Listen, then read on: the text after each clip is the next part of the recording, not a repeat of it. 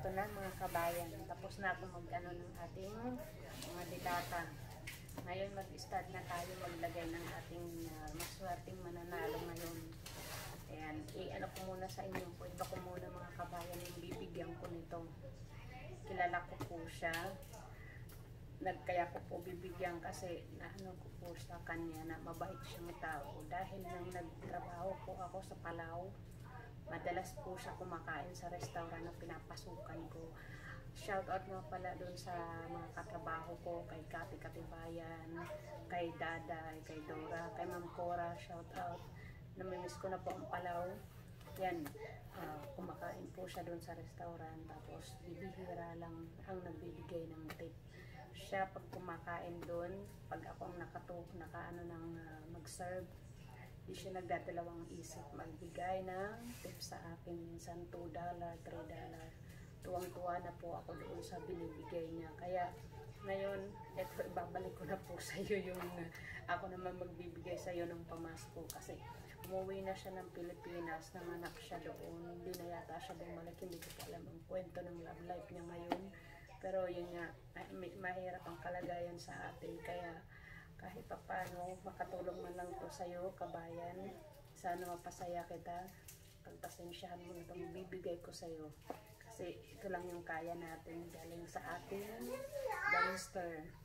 Ayan, ano ko na, huwag ko nang patagalin pa.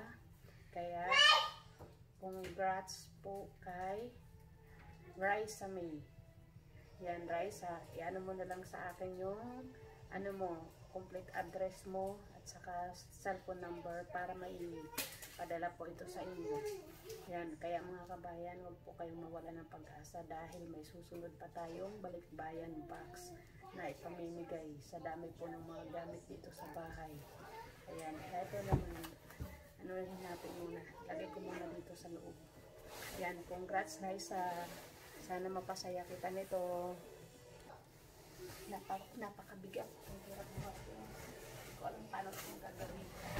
Ganun ko na lang. Super bigat. Bigat ng kabayan. Bigat.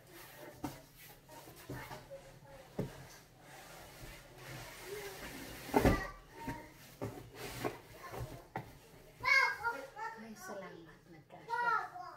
Ayan. Isa naman tayo. Isa naman.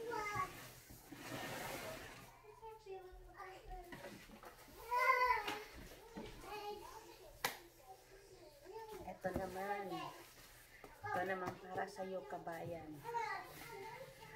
Alam ko pong hindi ko alam kung baguhan ka lang na nag-follow sa akin, pero nitong mga nagdaang araw nakita ko talaga yung pagpupursige mo, na dumami yung followers ko, lahat kung saan mo kung may ilalagay sa mga page na broadcast mo yung page ko. Kaya napapasalamat ako, malaking bagay para sa akin yun, para madagdagan pa ang followers natin. Kaya di ako magdadalawang isip na ibigay ko sa iyo kasi nakikita ko yung pagpursige mo, natulungan ako kahit wala pa man tayo sweldo, andyan ka para suportahan. Kaya ayan, congratulations sa iyo kay Nolram.